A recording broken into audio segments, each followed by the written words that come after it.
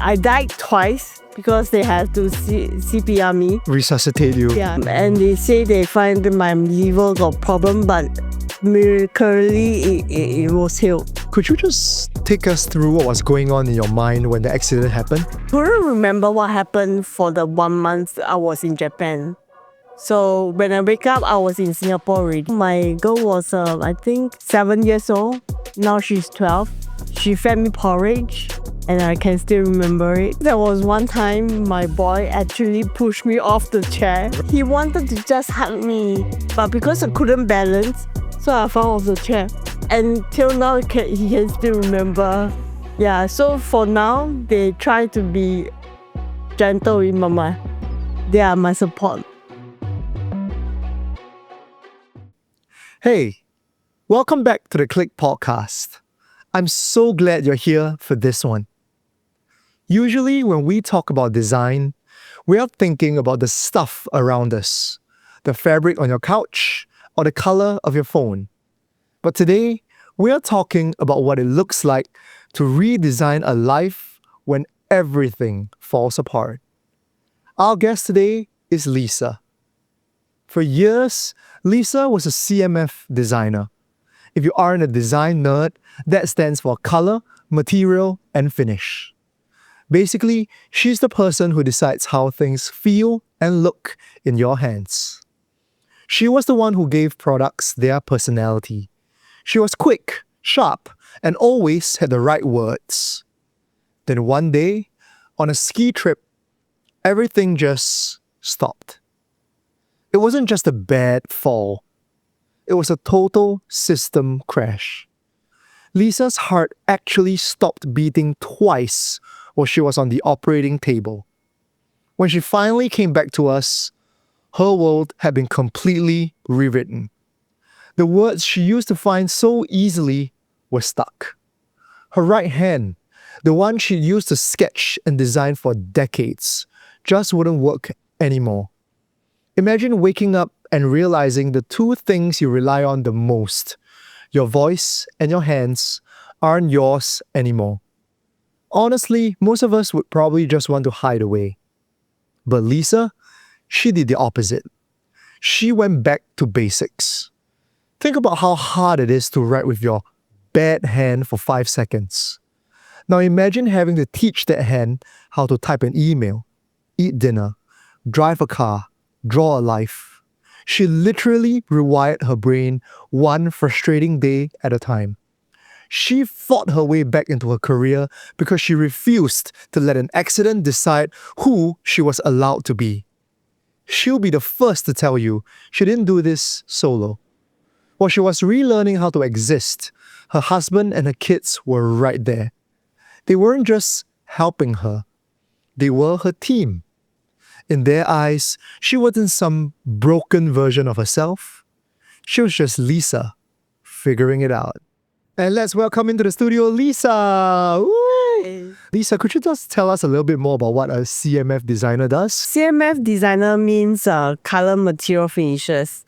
So we deal with colors. For me, it's aviation materials like laminates and non-textile flooring. Aviation materials, right? So that means you look at the interiors of planes. Interiors of planes on commercial airlines. Okay. So all major airlines. Yes. For me, the market is Asia. It's Asia. Yeah. Right. So could you just name some of the bigger brands that you have worked with and how you help design the aircraft? Singapore Airlines is one of them because I'm from Singapore. So basically, there's one of them. And China Airlines? Is that Air China, China Southern? Yes. Right. They are our client. Okay, actually, right, I don't think a lot of our audience is familiar with what a CMF designer actually does.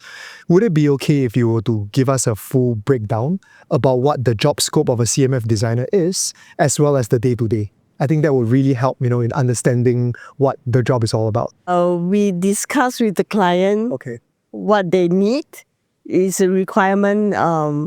They will require us to design for them, and then we do the design with software. Okay. Then we go into color matching, which is in the lab that is in USA. Right. So my head office is US. The lab make the laminates on a machine. Then they mail it to us. Then we mail it to the client. Understand. So am I right to say you conceptualize the design for the client and then you send it to the States to do it up in reality? We work with design houses in London. Right. Yeah. So your job scope is very similar to that of an interior designer. Just the surfaces will do. Yeah. Okay. Yeah. And you travel a lot for your job. I used to travel because I need to meet the clients to do presentation.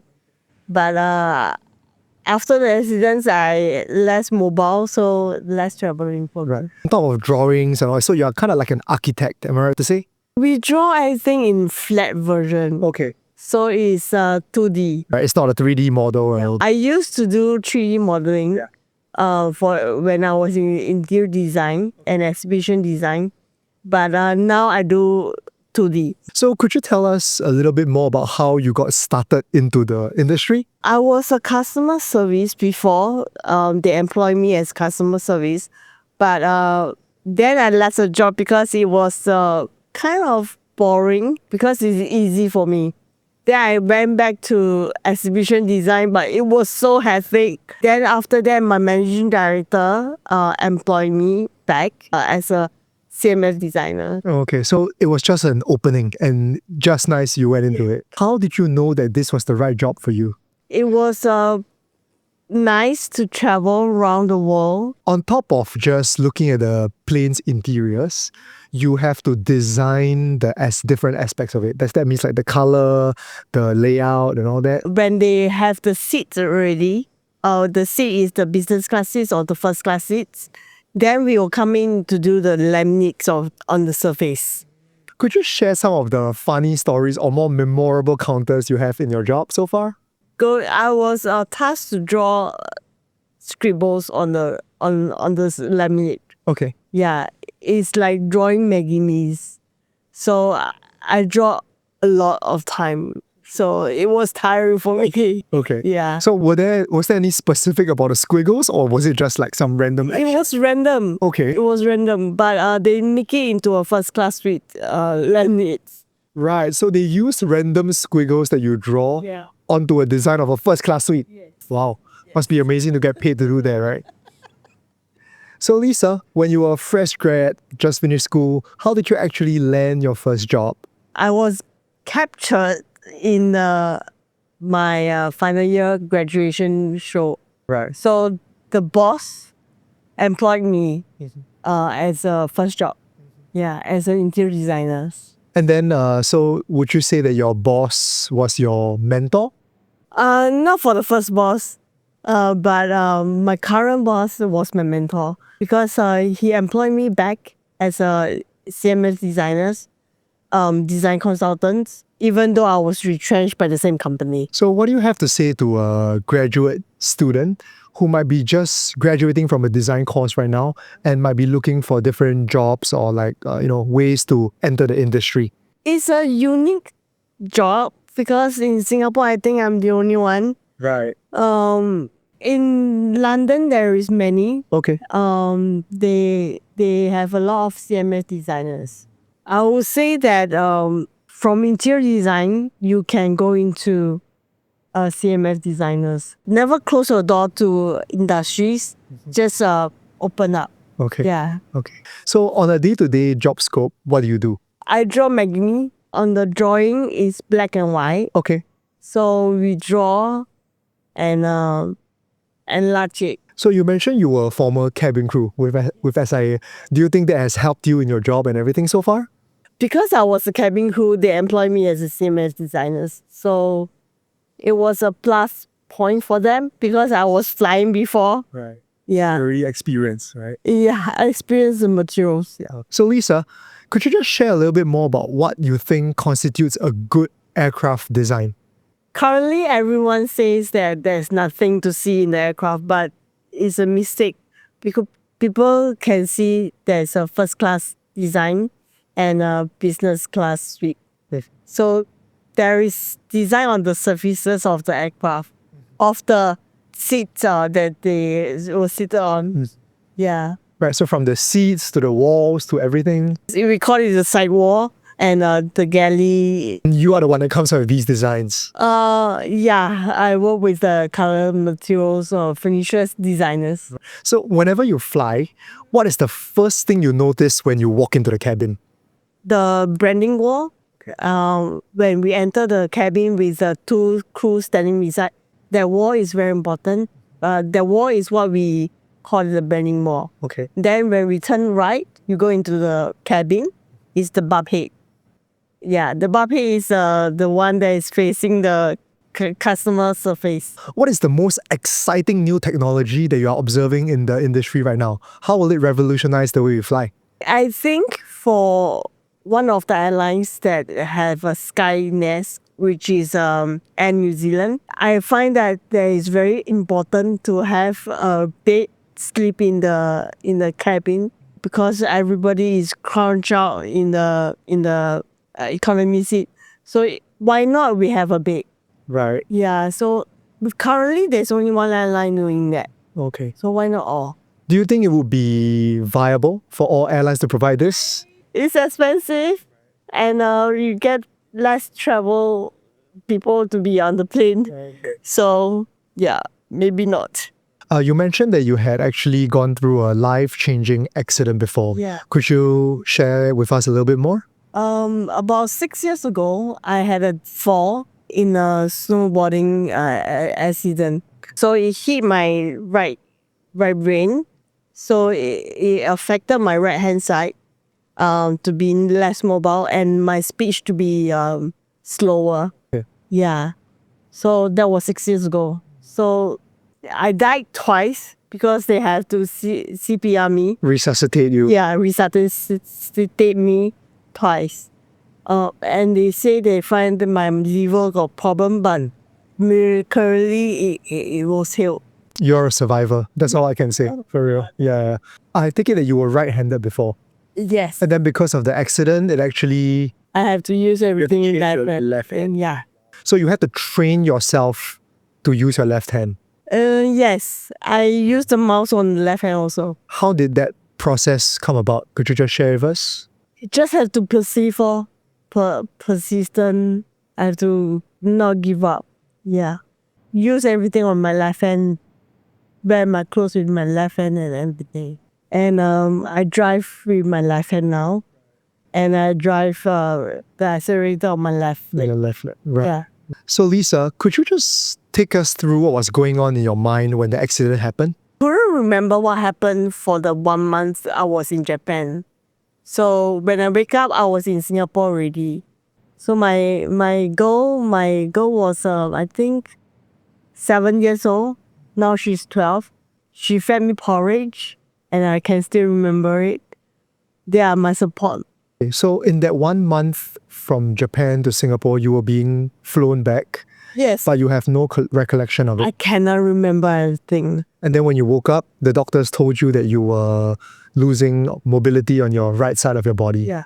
Right. So how has your family been supporting and helping you throughout this whole process? They helped me a lot by giving me time to heal.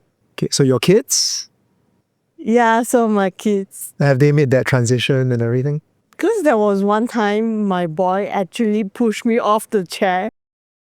Accidentally, I'm sure. Right. Yeah. He wanted to just hug me, but because I couldn't balance, so I fell off the chair. And till now, he can still remember. Yeah, so for now, they try to be gentle with Mama. Yeah. They give you as much time and space as possible. lah. Yes. So what's next for you? What in the future, are you going to remain as a CMF designer, or are you looking to jump industries? I hope I can retire. Lisa's husband, if you're listening. I hope I can be a stay-at-home mom. Currently, I'm driving my kids to schools, picking them up when I have the time. So, retire is good. What do you have to say to a disabled person or somebody who is just struggling to pick themselves up? Having been in that situation yourself, what do you have to say to them? Never give up. Never. Maybe you can tell them a little bit about how you got through your darkest periods in your life. After the accidents, I'm more carefree, so there's no dark.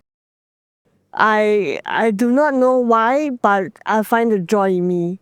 So Zane, Yes. can I challenge you on something? What is it? To fold a crane with left hand. My left hand only? Yes, because that's what I do. Okay, let's try it. I think I'm doing pretty well. I can't do it. Oh no.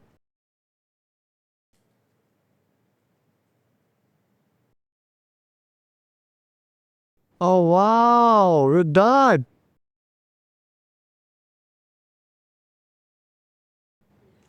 Oh, let's keep it up. There's the difference in our skill level. And Lisa has managed to complete her crane in under 3 minutes while mine is still like this. Let's give it up for Lisa. Thank you so much for being on the show.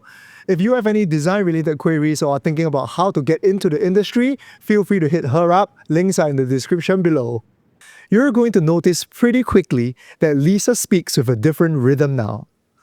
It takes a second for her thoughts to make the trip from the brain to her voice. But I'm asking you to really lean in. Because that pause you hear, that's not a struggle.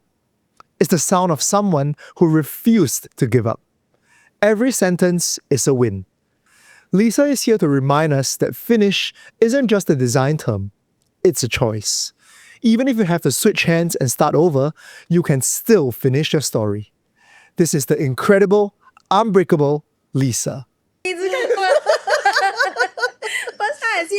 me, I want Yeah, she straight away say, oh, excuse me, sorry. I want my sweatpants. Oh my god. I thought, excuse me, I want to go toilet though. Excuse me, I want my sweatpants.